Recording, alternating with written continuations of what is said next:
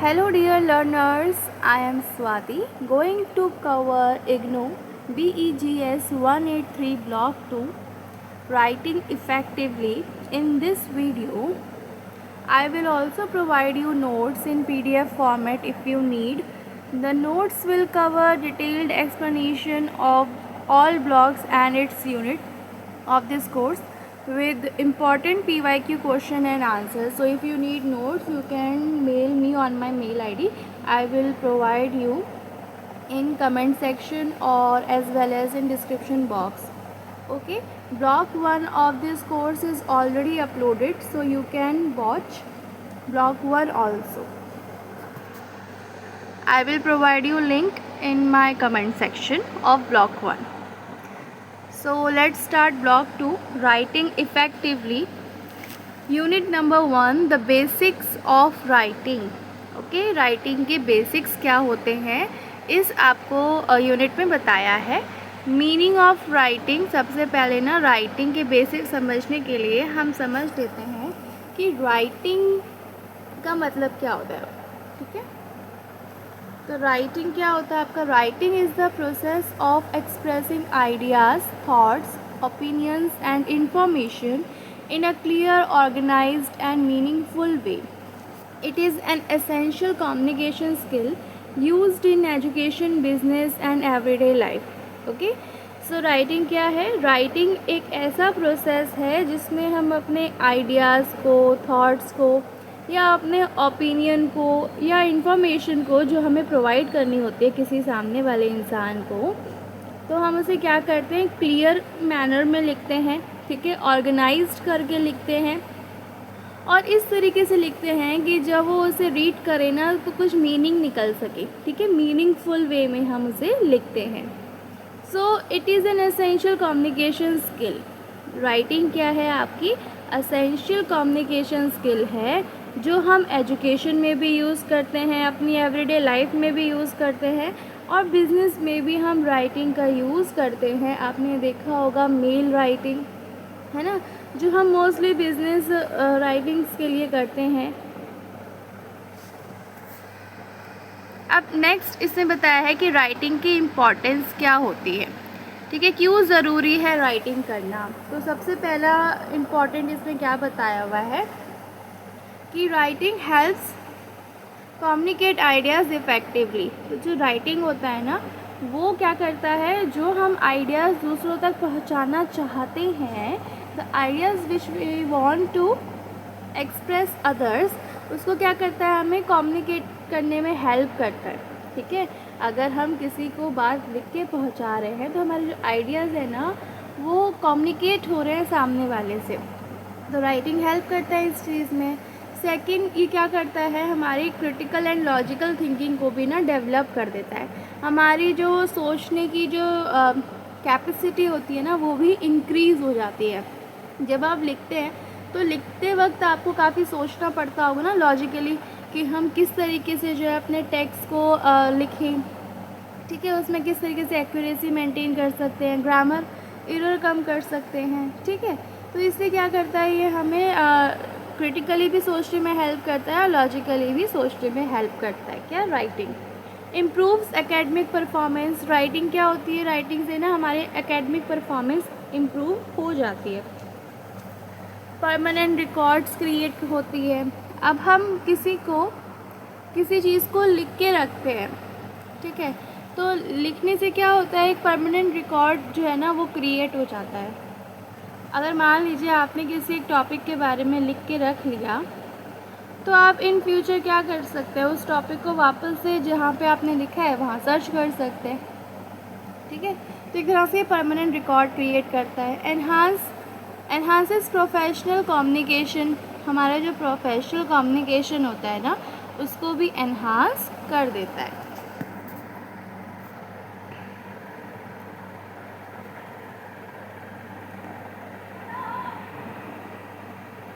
Next आपका बताया है राइटिंग प्रोसेस के बारे में. तो राइटिंग प्रोसेस पे ना सबसे पहला नंबर 1 बताया हुआ है प्री राइटिंग. ठीक है, जो प्री राइटिंग होती है ना आपकी, प्री राइटिंग आपका प्लानिंग स्टेज होता है जिसमें आप प्लान करते हैं कि आपको आखिर में क्या लिखना है, ठीक है। क्या क्या आपके पास ब्रेनस्टॉर्मिंग आइडियाज़ हैं।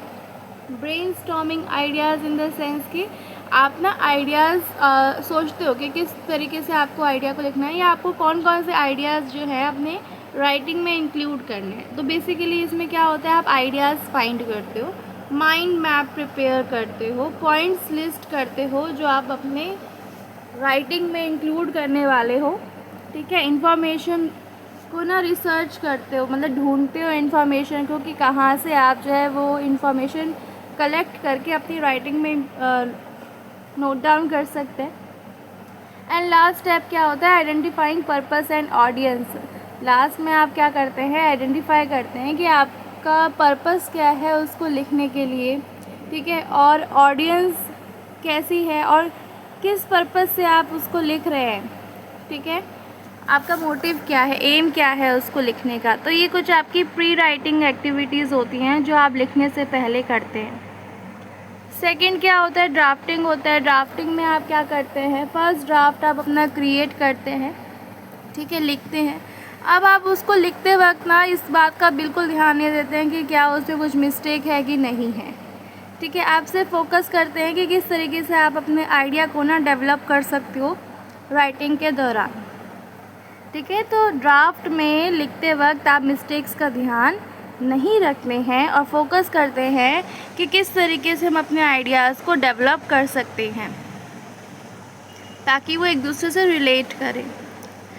अब नेक्स्ट स्टेप आता है इसके अंदर रिवाइजिंग का। रिवाइजिंग क्या करता है, जब हम अपने जो ड्राफ्ट किया हुआ टेक्स्ट है ना उसको रिवाइज करते हैं, वापस से देखते हैं, तो हम क्या करते हैं, अपने कंटेंट और ऑर्गेनाइजेशन को ना इम्प्रूव करते हैं, ठीक है। ड्राफ्टिंग करते वक्त हमने मिस्टेक्स पे ध्यान नहीं दिया, हम सिर्फ लिखते जा रहे थे। तो इसमें क्या होता है, रिवाइजिंग में अगर आपका कंटेंट आपको लगता है कि इम्प्रूव करने की नीड है, ठीक है, और ऑर्गेनाइजेशन मतलब जिस तरीके से आपने ऑर्गेनाइज्ड किया है उसको इम्प्रूव करने की ज़रूरत है, तो आप क्या करते हैं, उसको अपने आइडियाज़ को वापस से रीअरेंज करते हैं, सीक्वेंस में लगाते हैं, कुछ इन्फॉर्मेशन ऐड करते हैं। अगर आपको लगता है कि कुछ इन्फॉर्मेशन मिसिंग है इसमें तो हमें ऐड करनी चाहिए, तो इन्फॉर्मेशन आप उसमें ऐड करते हैं, और कुछ इन्फॉर्मेशन जो है आप रिमूव करते हैं जो आपको लगता है इसमें ये यहाँ पर अननेसेसरी हमने यूज़ कर लिया। फोर्थ में आपका आता है एडिटिंग। एडिटिंग में आप क्या करते हैं, चेक करते हैं कि कोई ग्रामर मिस्टेक तो नहीं है, स्पेलिंग सही है कि नहीं है, पंचुएशन मार्क आपने सही यूज़ करें कि नहीं, वोकैबुलरी का यूज़ सही हुआ है कि नहीं, सेंटेंस स्ट्रक्चर कैसा है आपका, क्या उसमें क्लैरिटी है कि नहीं है, एक्यूरेसी मेंटेन हुई है कि नहीं हुई है। तो इसमें आप एडिटिंग में क्या करते हैं, ये सारी चीज़ें चेक करते हैं, और अगर ये सारी चीज़ों का मिस्टेक होता है तो आप उसको क्या करते हैं, करेक्ट कर लेते हैं।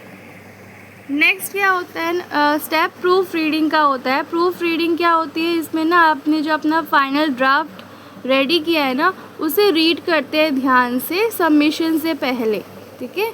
तो सबमिशन से पहले, फाइनली सबमिट करने से पहले आप क्या करते हैं, पूरे के पूरे ड्राफ्ट को एक बार फिर से रीड करते हैं फाइनली। अब इसमें नेक्स्ट बताया ना आपका पर्पस ऑफ राइटिंग, ठीक है, हम क्यों लिखते हैं और क्या पर्पस है इसको लिखने का। तो सबसे पहला इसमें बताया है अ राइटर में राइट टू इन्फॉर्म, ठीक है। राइटर क्यों लिखता है, राइटर इसलिए लिख सकता है क्योंकि वो कुछ इन्फॉर्म करना चाहता है, कुछ इन्फॉर्मेशन जो है लोगों तक पहुंचाना चाहता है। अगर हमें कुछ इन्फॉर्मेशन जो है लोगों तक पहुंचानी है, अपने व्यूज़ एक्सप्रेस करने हैं, तो हम क्या करते हैं, उसे लिखते हैं।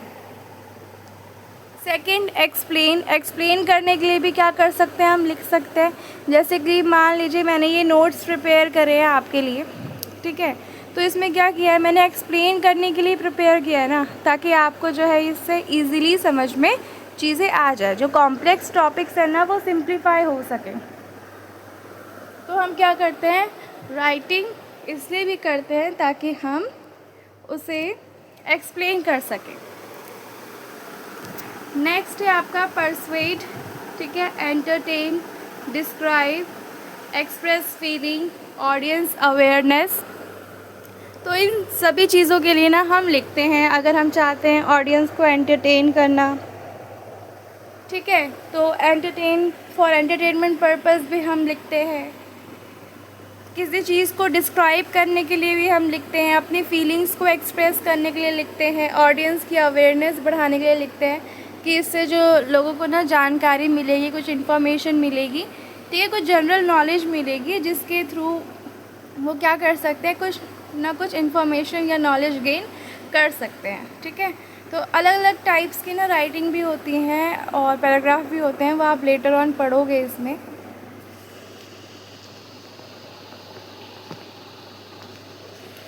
अब लिखने से पहले ना हमें क्या क्या चीज़ें अपने माइंड में रखनी चाहिए, यहाँ पे वो बता रखा है। पहली चीज़ हमें अपने माइंड में जो रखनी चाहिए वो ये है कि हु विल रीड इट, ठीक है, कि इसे रीड कौन करेगा, ठीक है। क्या ये जो है एजुकेशनल पर्पस के लिए है, तो आप उसमें क्या करेंगे, आप जो है उसी के अकॉर्डिंग जो है इन्फॉर्मेशन जो है अपने टेक्स्ट के अंदर इंक्लूड करेंगे ताकि उससे लोगों को कुछ इन्फॉर्मेशन या फिर नॉलेज मिल सके, वो उनके लिए हेल्पफुल हो, ठीक है। तो आपको सबसे पहले माइंड में रखना होता है कि इसे पढ़ने कौन वाला है, and second what do they already know, ठीक है, कि क्या क्या चीज़ें उनको ऑलरेडी पता है और क्या लैंग्वेज जो है आप यूज़ करेंगे जो आपके टेक्स्ट के लिए एप्रोप्रिएट हो, ठीक है। कौन सी इन्फॉर्मेशन जो है आपको प्रोवाइड करवानी है अपने ऑडियंस को। तो ये सारी चीज़ें जो है ना हमें लिखते वक्त जो है अपने माइंड में रखनी चाहिए। अब एक अच्छी राइटिंग की ना क्या क्या कैरेक्टरिस्टिक्स होती है, क्या क्या खूबियाँ होती है। सबसे पहले अगर एक राइटिंग या एक टेक्स्ट बहुत अच्छा है ना तो उसमें आपको क्लैरिटी देखने को मिलेगी। क्लैरिटी इन द सेंस कि जो जो सेंटेंस उसमें फ्रेम कर रखे हैं ना वो आपस में रिलेट करेंगे एक दूसरे से, एंड आपको जो है इजीली सारी चीज़ें समझ में आने लगेंगी बिना किसी प्रॉब्लम के या कॉम्प्लेक्सिटी के। सेकंड बताया यूनिटी, कि जो भी सेंटेंस होंगे ना वो एक दूसरे से ना रिलेट कर रहे होंगे। ऐसा नहीं है कि स्टार्टिंग वाला जो पैराग्राफ था वो स्टार्ट किया, सेकंड लाइंस जो है या थर्ड लाइन जो है उस पैराग्राफ की कुछ और बताने लगी, ठीक है। फॉर एग्ज़ाम्पल के लिए अगर कह दूँ मैं कि आज मैं घूमने गई, ठीक है, और मैं आपको आगे घूमने गई मैंने वहाँ पे क्या क्या चीज़ें देखी, मैं आपको वो नहीं बता रही हूँ, मैं आपको बता रही हूँ कि क्या कहते हैं कल भी मैंने खाना खाया। तो इसमें क्या है, दोनों चीज़ें जो है ना आपस में रिलेट नहीं कर रही हैं, तो इसमें क्या होता है आपको यूनिटी नहीं दिख रही। यूनिटी कब दिखेगी, जब आपके जो सेंटेंसेस है ना वो सीक्वेंस में चलेंगे और एक दूसरे से रिलेट करेंगे। कोहेरेंस, ठीक है, correct grammar, appropriate vocabulary, logical organisation, consciousness, conciseness, accuracy.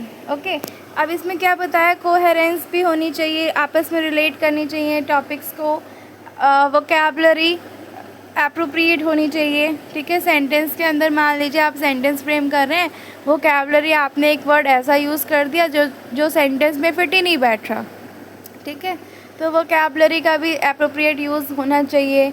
अपने सेंटेंस फ्रेगमेंटेशन को हमें लॉजिकली अरेंज करना चाहिए ताकि मीनिंग क्लियर हो सके, ठीक है। कॉन्साइज रखना चाहिए, इतना मतलब कॉन्साइज कि जो लोग हैं ना उसको पढ़ते वक्त बोर ना फील करें, और ऐसा ना हो कि आपने कुछ एक्स्ट्रा चीज़ें ही बता दी हैं जो बताने की नीड नहीं थी, ठीक है। और एक्यूरेसी मेंटेन करनी चाहिए।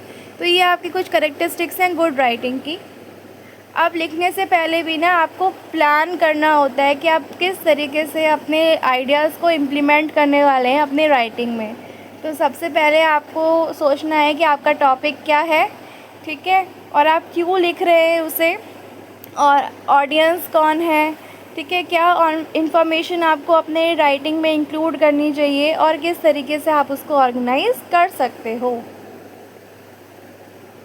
अब इसमें बताया जब हम इतनी देर से पढ़ रहे हैं ना अपने आइडियाज़ को ऑर्गेनाइज़ करिए, तो आइडिया को ऑर्गेनाइज हम कैसे कर सकते हैं, तो यहाँ पे आपको वो बताया हुआ है। एक अच्छी कंपोजिशन ना जनरली उसके अंदर ये सारी चीज़ें देखी गई हैं।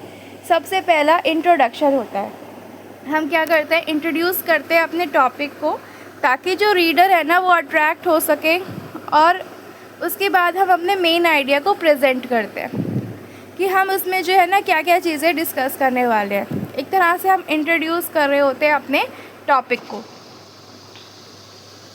फिर आती है उसकी बॉडी में क्या करते हैं हम उसका जो मेन पॉइंट्स है ना उसको एक्सप्लेन करते हैं, एग्जांपल देते हैं, एविडेंसेस देते हैं अपने राइटिंग का या अपने टेक्स्ट का, ठीक है। और कनेक्टिंग वर्ड्स का यूज़ करते हैं ताकि वो ना एक कोहेसिव लग सके, ठीक है। और लास्ट पे हम क्या करते हैं, कंक्लूजन प्रोवाइड कर देते हैं।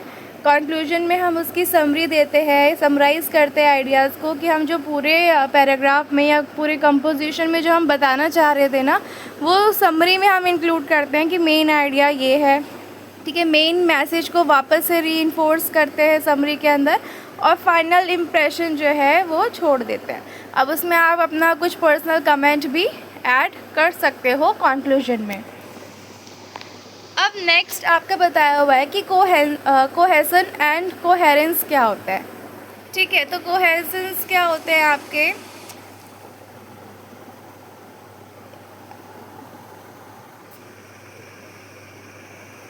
तो cohesence refers to the grammatically and lexical links that connect words, sentences and paragraph. It ensures that different parts of a text are tied together smoothly. In single words, cohesion means sticking together through the use of linking devices.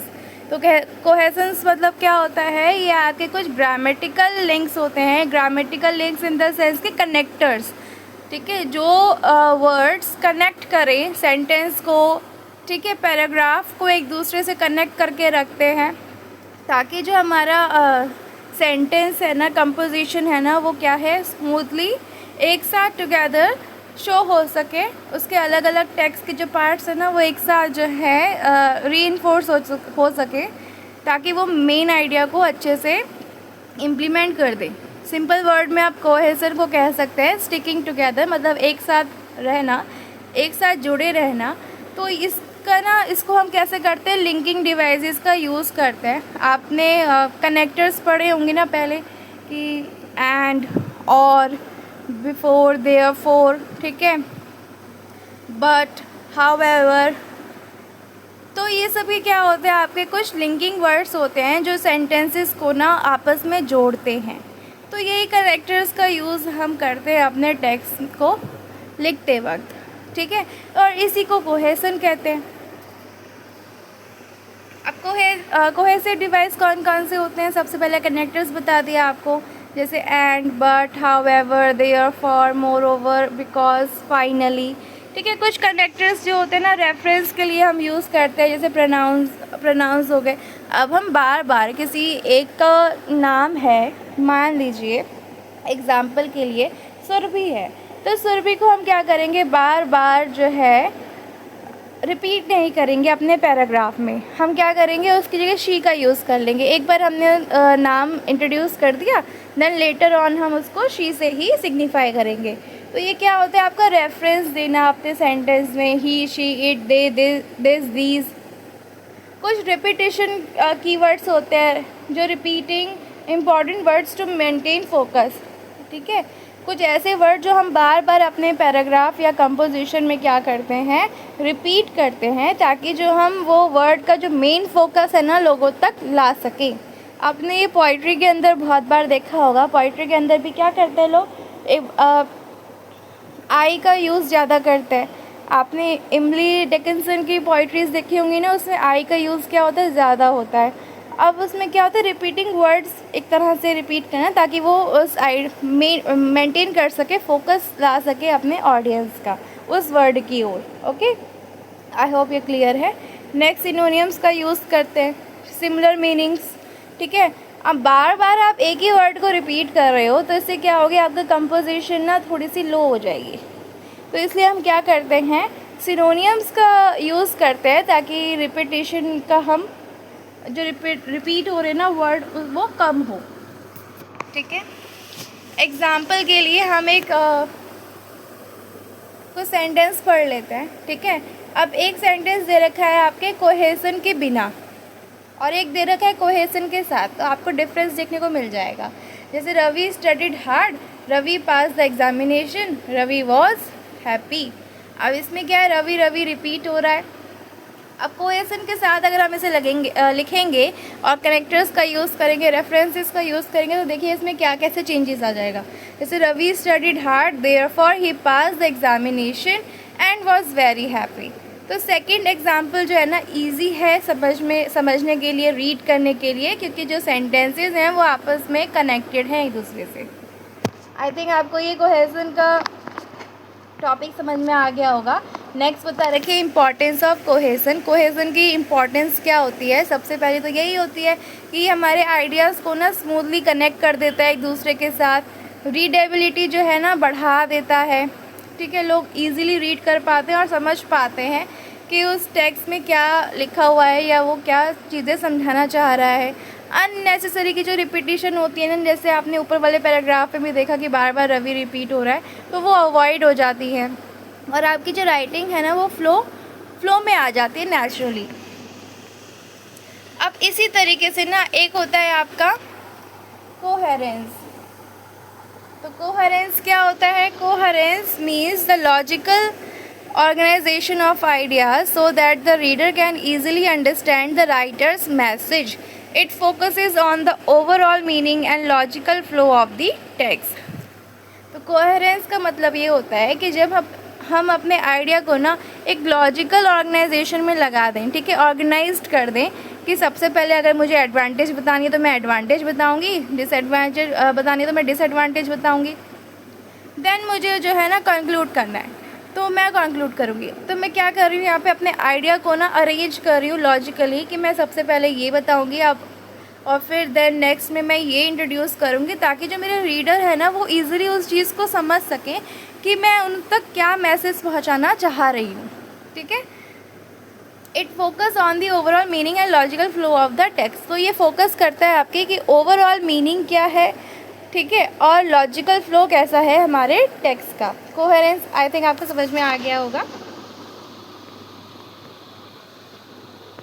Features क्या होते हैं coherence के कि ये क्या करता है? Central idea को बता देता है, ठीक है, लॉजिकल सीक्वेंस क्रिएट कर देता है हमारे आइडिया के, एक बहुत अच्छा वेल ऑर्गेनाइज पैराग्राफ बन जाता है जिसके अंदर हम कुछ सपोर्टिंग डिटेल्स भी क्या करते हैं जो रेलिवेंट होती है हमारे आइडिया से उसको ऐड करते हैं।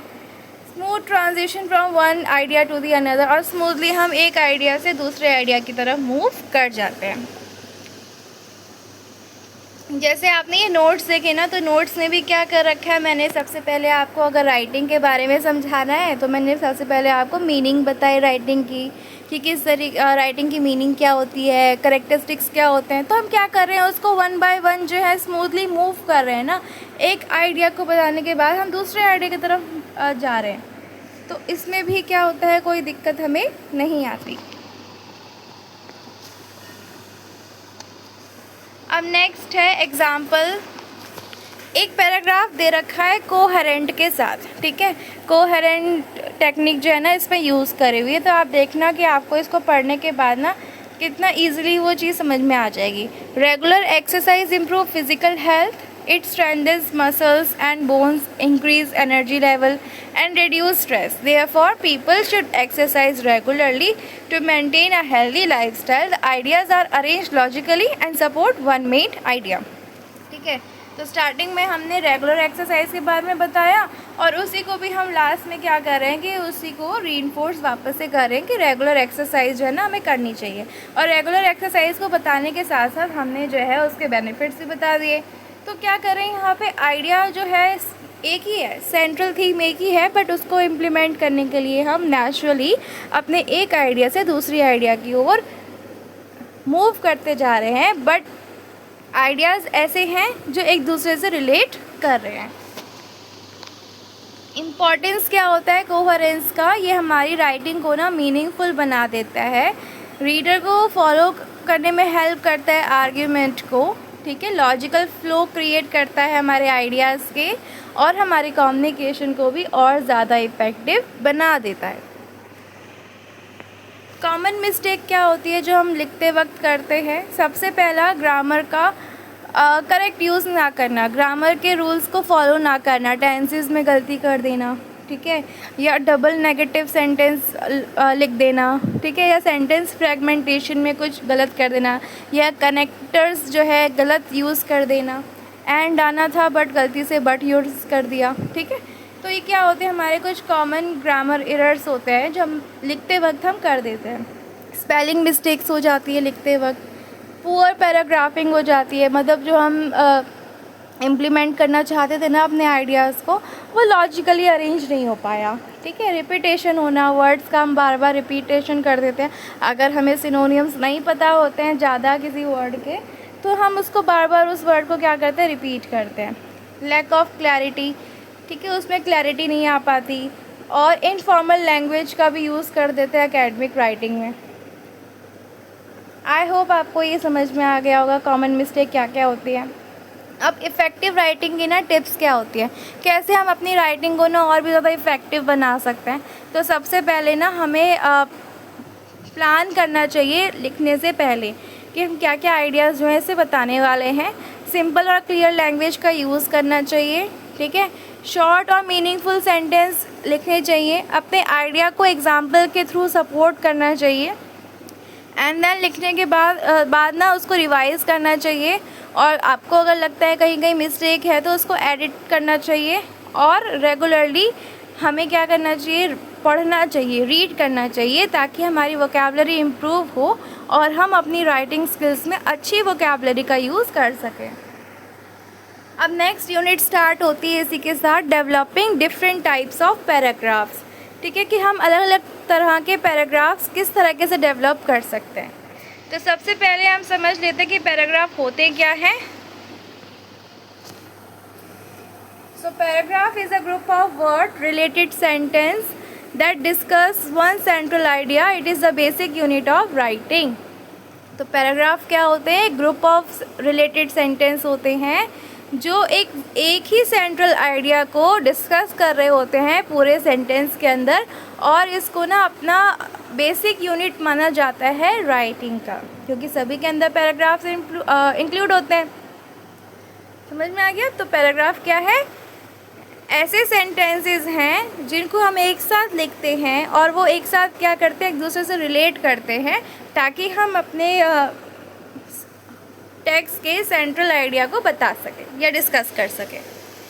अब एक पैराग्राफ का स्ट्रक्चर कैसे होता है, सबसे पहले हम उसमें टॉपिक सेंटेंस लिखते हैं, ठीक है, मेन आइडिया बताते हैं। तो जो फर्स्ट सेंटेंस होता है ना यूजुअली वही हमारा मेन आइडिया होता है। जैसे रीडिंग बुक्स इम्प्रूव नॉलेज, तो इसमें आप समझ गए ना कि हमारा मेन आइडिया क्या है, बताना कि रीडिंग बुक किस तरीके से हमारी नॉलेज को इम्प्रूव कर सकती है। तो यही हमारा टॉपिक सेंटेंस हो गया। देन हम क्या करते हैं, सपोर्टिंग सेंटेंसेस का यूज़ करते हैं अपने आइडिया को सपोर्ट करने के लिए। अब मैंने कह तो दिया कि रीडिंग बुक्स जो है इम्प्रूव करती है नॉलेज को, बट क्या फैक्ट्स हैं, कुछ एग्जांपल्स देने होते हैं, रीज़न प्रोवाइड करना होता है कि हमने जो स्टेटमेंट दी है ना वो क्यों दी है, कुछ डिटेल्स ऐड करनी होती है। तो यही सब क्या हो जाते हैं, आपके सपोर्टिंग सेंटेंसेस हो जाते हैं जो आपके मेन आइडिया को ही ना एक्सप्लेन करते हैं। और फिर होता है आपका कंक्लूडिंग सेंटेंसेस। कंक्लूडिंग सेंटेंस में जो आपने पैराग्राफ लिखा है ना उसी को आप समराइज़ कर देते हो और मेन आइडिया को वापस से रीइंफोर्स करके अपने कंक्लूजन में लिख देते हो। एक अच्छे पैराग्राफ के ना कुछ कैरेक्टरिस्टिक्स देखे गए हैं। सबसे पहले कैरेक्टरिस्टिक्स तो यही होती है कि उसमें यूनिटी होती है, कि जो हमारा सेंट्रल आइडिया होता है ना वो एक ही रहता है, ठीक है, वन सेंट्रल आइडिया। कोहेरेंस देखा गया है, लॉजिकल फ्लो होता है हमारे आइडियाज़ का। कोहेंशन, हम प्रॉपर लिंकिंग वर्ड्स का यूज़ करते हैं, ठीक है। कंप्लीटनेस देखी गई है। कंप्लीटनेस मतलब अपने जो भी हम डिटेल्स प्रोवाइड कर रहे हैं ना वो ऐसी होनी चाहिए कि जो एक दूसरे को सपोर्ट करे।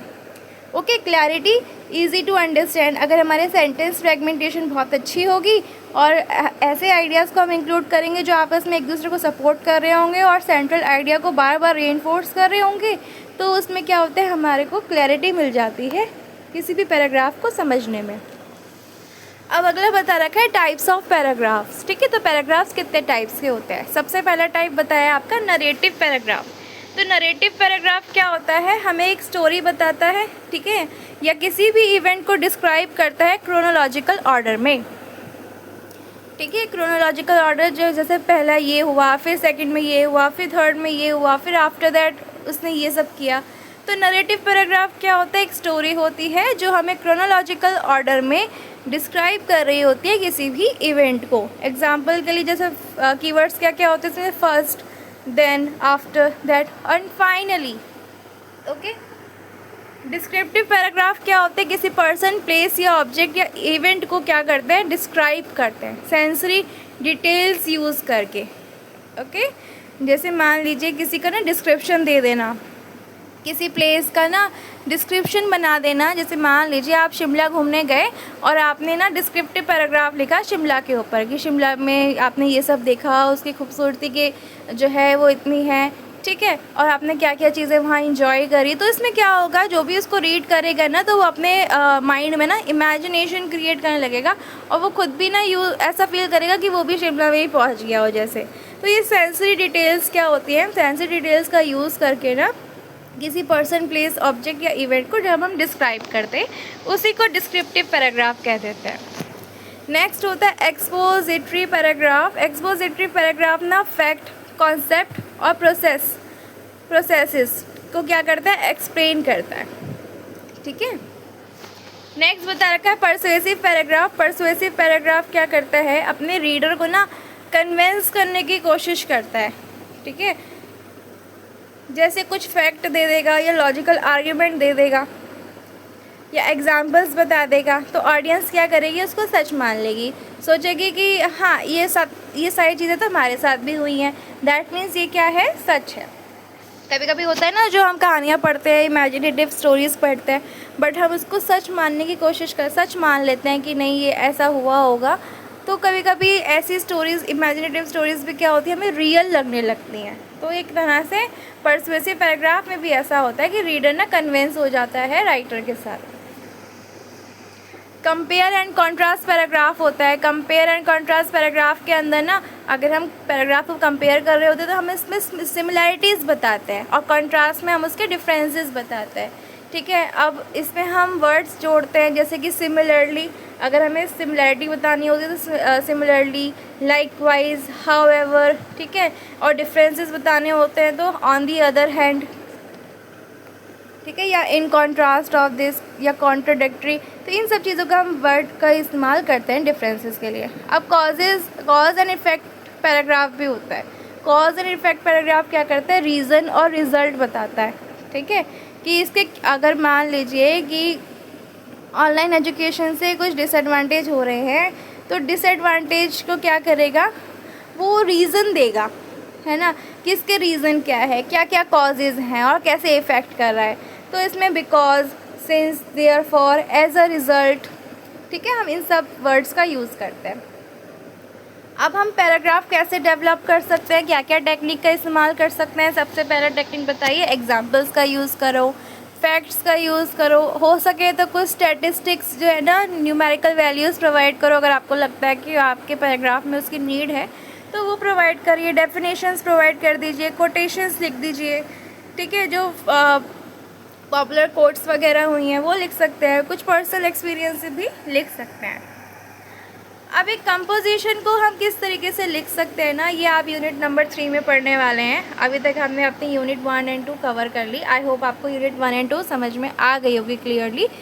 यूनिट 3 में आपको मीनिंग बता रखा है कंपोजिशन का, कि जो कंपोजिशन होती है ना, एक वेल ऑर्गेनाइज पीस होता है हमारी राइटिंग का, जिसके अंदर introduction, body and conclusion include होता है। ठीक है। अब स्टेजेस क्या होती है कंपोजिशन की, सबसे पहले हम प्लान करते हैं कि हमें कौन सा टॉपिक लेना है और किस ऑडियंस तक पहुंचाना है। उसके बाद जो है ना हम आइडिया को गैदर करते हैं अपने टॉपिक से रिलेटेड। जो फिर ऑर्गेनाइजिंग होती है, जो हमने आइडिया गैदर किए ना, इन्फॉर्मेशन गैदर की है, उसको हम अरेंज करते हैं लॉजिकली ताकि वो एक दूसरे के साथ कोहेसिव हो सके। ठीक है। फिर उसके बाद हम क्या करते हैं, ड्राफ्टिंग करते हैं। ड्राफ्टिंग क्या करते हैं, ये हमारा फर्स्ट वर्जन होता है। इसमें हम बिना सोचे जो है अपने आइडियाज़ को लिखते जाते हैं। देन हम रिवाइज़ करते हैं। बिना सोचे मतलब ये नहीं कि हम उसमें लॉजिकली सोच ही नहीं रहे हैं, इसका मतलब ये है कि हम उसको फ्लो के साथ लिख रहे हैं बिना किसी अदर फैक्टर्स को इंक्लूड किए। ठीक है। रिवाइजिंग होती है, फिर इसलिए हम क्या करते हैं, अपने कंटेंट और ऑर्गेनाइजेशन को फिर से इम्प्रूव करने की कोशिश करते हैं कि जो हमने ड्राफ्टिंग करी है बिना अदर फैक्टर्स को कंक्लूड करे हुए, तो उसमें कोई ऐसी तो बात नहीं है या ऐसा कोई कंटेंट है जिसको हमें इम्प्रूव करने की नीड है, या हमें वापस से सेंटेंस को ऊपर नीचे करने की ज़रूरत है, ऑर्गेनाइज करने की ज़रूरत है। फिर से एडिटिंग में हम अपनी ग्रामर चेक करते हैं, अगर गलत होगी तो उसे करेक्ट करते हैं, स्पेलिंग चेक करते हैं, पंक्चुएशन मार्क हमने सही यूज़ करे हैं कि नहीं वो चेक करते हैं। देन आपका आता है प्रूफ रीडिंग। प्रूफ रीडिंग में आप क्या करते हैं, सबमिशन करने से पहले एक बार फाइनली अपने ड्राफ्ट को ना अच्छे से पढ़ लेते हैं एंड देन उसको सबमिट करते हैं। अब कंपोजिशन का स्ट्रक्चर कैसा होता है, कंपोजिशन में भी सबसे पहले आपका इंट्रोडक्शन आता है, जिसमें आप इंट्रोडक्शन में क्या करते हैं, टॉपिक को इंट्रोड्यूस करते हैं ताकि आप ऑडियंस की अटेंशन या अट्रैक्शन ले सकें, ठीक है। फिर मेन पर्पस आप अपना बताते हैं इंट्रोडक्शन में ही, बॉडी के अंदर आप मेन आइडिया, उसी के मेन आइडिया में सपोर्टिंग डिटेल्स, कुछ एग्जाम्पल, कुछ एक्सप्लेनेशन भी जो होती है आप बॉडी के अंदर इंक्लूड करते हो। फिर कंक्लूजन में आप क्या करते हो, किसी भी चीज़ की जो आपने पूरा मेन आइडिया लिखा हुआ है ना उसकी एक समरी दे देना, समराइज़ कर देना, उसको छोटे में लिखना कंसाइज वे में, और फाइनल ओपिनियन और मैसेज जो भी होता है हम अपना कंक्लूजन में दे देते हैं ताकि हमारी जो कंपोजिशन की ना जो हमारी मेन थीम है या मेन आइडिया है वो वापस से रीइंफोर्स हो सके। अब एक अच्छे कंपोजिशन की क्वालिटीज़ क्या होती हैं, सेम जो आपने पहले पढ़ी थी पैराग्राफ के अंदर कि उसमें यूनिटी होती है, कोहेरेंस होता है, कोहेंसन होता है, accuracy, clarity, appropriate vocabulary, correct grammar. Coherence and cohesion आप ऑलरेडी पढ़ चुके हैं, आई थिंक आपको इन दो वर्ड्स में कोई कन्फ्यूजन नहीं होगा, ठीक है। कॉमन एरर क्या होता है जो हम लिखते वक्त करते हैं कि पुअर ऑर्गेनाइजेशन, जब हम अपने पैराग्राफ को या कोई किसी भी तरह की कंपोजिशन को लिखते हैं ना तो उसका ऑर्गेनाइजेशन अगर हम सही से ना करें, वर्ड्स का बार बार रिपीटेशन करें, ग्रामर मिस्टेक करें, ठीक है, ये लॉन्ग सेंटेंसेस का काफ़ी यूज़ कर दें, और लैक ऑफ कोहेरेंस हो, आइडियाज़ जो एक दूसरे के साथ रिलेट ना करें, नेचुरल फ्लो ना क्रिएट हो पाए। अब इसमें टिप्स बता रखा है। टिप्स क्या होती हैं कि लिखने से पहले ना हम उसको अच्छे से हमें प्लान कर लेना चाहिए कि हमें किस तरीके की कंपोजिशन जो है अपनी बनानी है, क्या क्या आइडियाज़ उसमें रीइंफोर्स करने हैं, सिंपल लैंग्वेज का यूज़ करना चाहिए, लॉजिकली लिखना चाहिए, और एंड में केयरफुली उस सभी चीज़ों को रिवाइज करना चाहिए। अब यूनिट नंबर 4 आ गया है आपका, ये इस ब्लॉक का लास्ट यूनिट है। इसमें आपको क्या बताया है, डिफरेंट टाइप्स ऑफ राइटिंग के बारे में बताया है, ठीक है। अब डिफरेंट टाइप्स ऑफ राइटिंग इस यूनिट में ना आपको यही बताया कि हम एकेडमिक राइटिंग होती है, कुछ पर्सनल राइटिंग होती है, कुछ प्रोफेशनल कॉन्टेक्स्ट में भी हम लिखते हैं। तो सबसे पहले राइटिंग बताया डिस्क्रिप्टिव राइटिंग, आप ये पहले भी पढ़ चुके हो, है ना। इसका पर्पस क्या होता है, पीपल, प्लेस और थिंग्स के बारे में विविडली डिस्क्राइब करना। फीचर्स, या तो हम उनकी सेंसरी डिटेल्स प्रोवाइड करें कि जिससे जो लोग हैं ना वो इमेजिनेशंस में चले जाएं, वो भी उस चीज़ को फील करने लगे, ओके। एडजेक्टिव्स, किसी की ना कैरेक्टरिस्टिक्स, फीचर्स बता देना कि वो इस तरीके का प्लेस है या इंसान है या चीज़ है, ठीक है। क्लियर डिस्क्रिप्शन क्या करता है ना, हमारे माइंड में एक इमेज क्रिएट करने में हेल्प करता है, तो ये उसके कुछ फीचर है। नेक्स्ट, नरेटिव राइटिंग का पर्पस क्या होता है, स्टोरी बताना क्रोनोलॉजिकल ऑर्डर में, ठीक है। इसके अंदर क्या होते हैं, कैरेक्टर्स होते हैं, जैसे आपने नॉवेल्स वगैरह पढ़ी होंगी ना, तो आपके जो नॉवेल्स हैं और ठीक स्टोरीज़ हैं, ठीक है, ड्रामा है, तो सेम उसमें भी क्या होता है, कैरेक्टर्स होते हैं, सेटिंग होती हैं, प्लॉट एक होता है जिससे पूरी जो स्टोरीज़ है वो बेस्ड होती है, सीक्वेंस ऑफ इवेंट्स होते हैं कि किस तरीके से जो है पहले क्या हुआ, देन फाइनली जो है क्लाइमेक्स सीन आता है, ठीक है। तो नरेटिव राइटिंग इसी को कहते हैं कि एक स्टोरी बताना क्रोनोलॉजिकल ऑर्डर में। एक्सपोजिटरी राइटिंग क्या होती है, इसमें हम एक्सप्लेन करते हैं और इन्फॉर्म करते हैं। इसके फीचर्स क्या है कि इसमें हम फैक्ट्स प्रोवाइड करते हैं, एग्जाम्पल लिखते हैं, लॉजिकल एक्सप्लेनेशन लिखते हैं और रीज़न और अपना एक ऑर्डर के साथ, ठीक है। ऑब्जेक्टिव स्टाइल होता है, साइंटिफिक इन नेचर होता है। परसुएसिव राइटिंग क्या होती है, परसुएसिव राइटिंग ना हम इसमें अपने रीडर्स को कन्विंस करते हैं, एक लॉजिकल रीजनिंग देते हैं कि जो राइटर है ना, हम उसकी बात को सच माने। एविडेंस देता है राइटर, इसमें एग्जाम्पल्स देता है, स्ट्रॉन्ग कंक्लूजन देता है कि जिससे आप उसकी बात से सहमत हो जाते हैं। कन्विंस करना एक तरह से रीडर को। क्रिएटिव राइटिंग क्या होती है? क्रिएटिव राइटिंग होती है जिसमें हम क्रिएटिवली और इमेजिनेशन का यूज़ करते हुए कुछ ना कुछ हम उसके अंदर लिखें। ठीक है, ये इसमें आपकी स्टोरीज़, पोएम्स आ सकती हैं, प्लेज, डायलॉग्स, ये सब चीज़ें आपकी आ सकती हैं। फीचर्स क्या होता है इसका कि इमेजिनेशन इसमें इंक्लूड होती है आपकी, ठीक है, क्रिएटिविटी इंक्लूड होती है और आपके इसमें ना ओरिजिनल आइडिया होते हैं। अगला बताया एकेडमिक राइटिंग। एकेडमिक राइटिंग जो होती है ना आपकी, वो यूज़ होती है असाइनमेंट्स को लिखने के लिए, ऐसे राइटिंग के लिए, या रिसर्च पेपर्स होते हैं आपका वो करने के लिए, रिपोर्ट्स बनाने के लिए। ठीक है, और इसके फीचर्स क्या रहते हैं कि ना फॉर्मल लैंग्वेज में लिखी जाती है, इसके अंदर हम इनफॉर्मल लैंग्वेजेस का इस्तेमाल नहीं करते। ठीक है, ऑब्जेक्टिविटी होती है, मीन्स इसमें ना साइंटिफिक इन नेचर होती है, लॉजिकल होती है, इसमें आप रीजंस प्रोवाइड करते हैं, फैक्ट्स लिखते हैं। एविडेंस बेस्ड आर्ग्यूमेंट होती है इसमें, और प्रॉपर ऑर्गेनाइजेशन होती है, मीन्स इसके अंदर ना कोई भी इनफॉर्मल वर्ड्स का इस्तेमाल नहीं किया जाता। अब एक होती है आपकी बिजनेस राइटिंग। बिजनेस राइटिंग के क्या होती है बिजनेस राइटिंग? जब हम किसी जॉब के पर्पस के लिए कुछ लिख रहे होते हैं, या हम जॉब करते हुए कंपनी के रिगार्डिंग कुछ लिख रहे होते हैं। ठीक है, इसमें ना आपके letters, emails, notice, report, memos, ये सब आते हैं जो हम मोस्टली बिज़नेस के लिए जो राइटिंग का हम यूज़ करें। ठीक है, फीचर्स क्या होते हैं? ये भी फॉर्मल होता है, कॉन्साइज होता है, टू द पॉइंट लिखा होता है, एक्स्ट्रा और इररेलेवेंट चीज़ें या फैक्ट्स हम उसमें नहीं इंक्लूड करते, पर्सनल कमेंट इंक्लूड नहीं करते, क्लियर होता है और काफ़ी प्रोफेशनल होता है। अब लास्ट में आपको यहाँ पे डिफरेंस बता दिया है एकेडमिक एंड क्रिएटिव राइटिंग का, कि जो एकेडमिक राइटिंग होती है ना वो काफ़ी फॉर्मल लैंग्वेज में ही लिखी जाती है, फैक्ट्स एंड फिगर्स के ऊपर ही बेस्ड होती है। ठीक है, साइंटिफिक इन नेचर होती है, लॉजिकली लिखी जाती है, क्रिटिकल थिंकिंग इन्वॉल्व होती है उसके अंदर, और काफ़ी इंफॉर्मेटिव होती है। ठीक है, कुछ इन्फॉर्मेशन प्रोवाइड कर रही होती है या जनरल नॉलेज दे रही होती है। और जो क्रिएटिव राइटिंग है ना, ये मोस्टली आपकी नॉवल, स्टोरीज़, पोम्स वगैरह में देखी गई है। इसमें ना इनफॉर्मल लैंग्वेज होती है या फिर आर्टिस्टिक लैंग्वेज का यूज़ होता है, इमेजिनेशन पे बेस्ड होती है, और सब्जेक्टिव होती है, किसी भी एक सब्जेक्ट्स के ऊपर इंक्लूड होती है ये।